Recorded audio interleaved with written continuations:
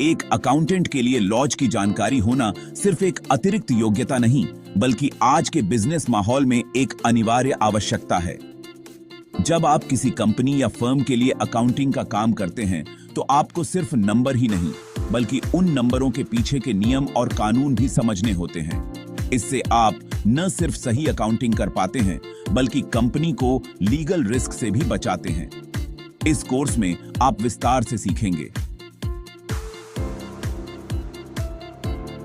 कानून of contracts, यानी दो या दो से अधिक पक्षों के बीच होने वाले समझौतों के नियम।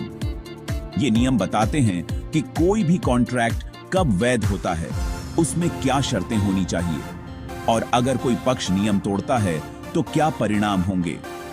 सेल ऑन गुड्स एक्ट, जो माल की खरीद फरोख्त के दौरान लागू होता है।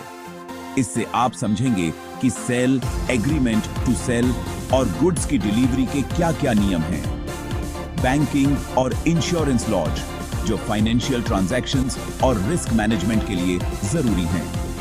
पार्टनरशिप एक्ट, जिससे आप समझेंगे कि पार्टनरशिप फर्म कैसे बनती है, उसके अधिकार और जिम्मेदारियां क्या हैं।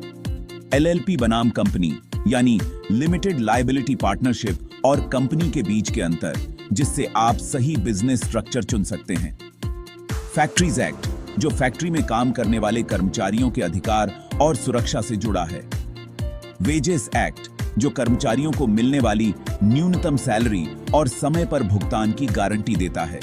प्रोविडेंट फंड, ईएसआई, बोनस, ग्रेच्युइटी जैसे कानून, जो कर्मचारियों के सामाजिक सुरक्षा और बेनिफिट्स से जुड़े हैं।